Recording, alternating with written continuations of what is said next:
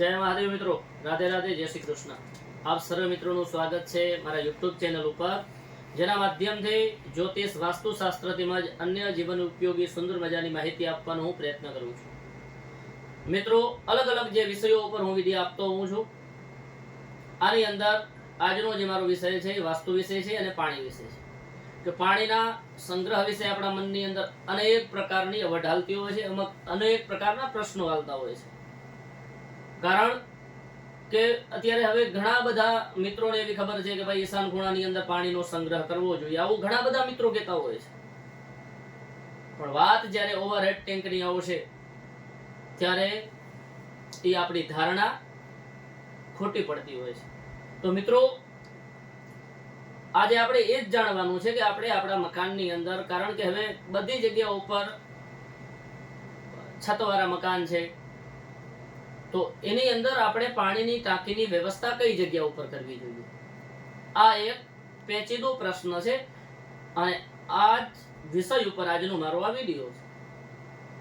તો મિત્રો, જ્યારે જ્યારે અંડરગ્રાઉન્ડ ટાંકીની વાત આવશે ત્યારે આપણું પાણી હંમેશા ઈશાન, પૂર્વ અથવા ઉત્તર દિશાની અંદર આવશે, અંડરગ્રાઉન્ડ ટાંકી, અને ત્યાં કાને પાણીનો સંગ્રહ કરવાથી સુંદર મજાના આપણને પરિણામો પણ પ્રાપ્ત સારા થતા હોય છે। પણ જ્યારે એ જ વાત ઓવરહેડ ટેન્કની આવશે કે છત ઉપર જે આપણે કેરબા લગાવીને કે કોઈ ટાંકી લગાવીને પાણીની વ્યવસ્થા કરતા હોઈએ છીએ, તો એ ટાંકીની જ્યારે વાત આવશે ત્યારે કોઈ પણ હાલતની અંદર નીચેવાળો નિયમ લાગુ પડતો નથી। કઈ જગ્યા ઉપર પાણી રાખવું જોઈએ, છત ઉપર પાણીની વ્યવસ્થા કરવી હોય તો કઈ જગ્યા ઉપર રાખવું, કઈ જગ્યા ઉપર ન રાખવું જોઈએ। તો મિત્રો, ઈશાન ખૂણાની અંદર ક્યારે પણ ઓવરહેડ ટેન્ક ન રાખવી જોઈએ, અગ્નિ ખૂણાની અંદર પણ ન રાખવી જોઈએ, અને પૂર્વ દિશા અને ઉત્તર દિશા, આ ચાર જગ્યાઓ એવી છે ત્યાં કને ઓવરહેડ ટેન્કમાં પાણીની વ્યવસ્થા આપણે કરી શકતા નથી।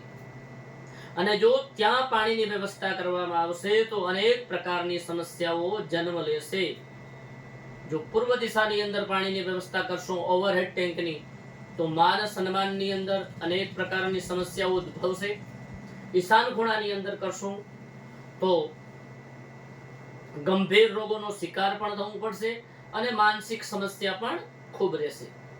અગ્નિ ખૂણાની અંદર આ જ વ્યવસ્થા કરવામાં આવશે ઓવરહેડ ટેન્કની, તો લગ્ન કે પછી દાંપત્ય જીવનની અંદર અનેક પ્રકારની સમસ્યાઓ ઉદ્ભવશે। અને ઉત્તર દિશાની અંદર આ જ પાણીની જો વ્યવસ્થા કરવામાં આવશે મિત્રો, તો આર્થિક સમસ્યાઓ જન્મ લઈ શકે છે।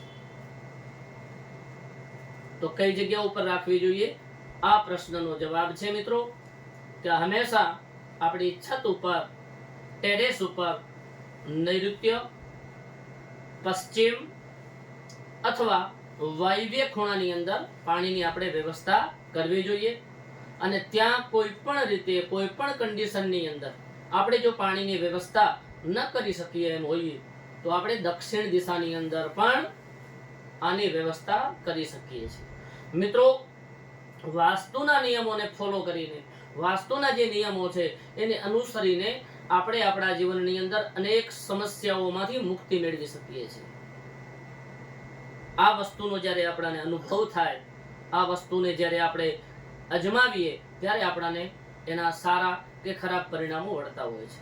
મિત્રો, અત્યાર સુધી જો તમે મારા ચેનલને સબસ્ક્રાઇબ ન કર્યું હોય તો સબસ્ક્રાઇબ કરી લેજો, જેથી કરીને આવા કોઈ પણ સુંદર મજાના જે વિડીયો હોય, નવા નવા વિષયો ઉપર જે સુંદર મજાના વિડીયો આપવાનો હું પ્રયત્ન કરું છું આપના સુધી પહોંચે। સાથે સાથે વિડીયો જો પસંદ પડે તો લાઈક કરજો, વિડીયોને શેર કરજો। જય મહાદેવ, રાધે રાધે, જય શ્રી કૃષ્ણ।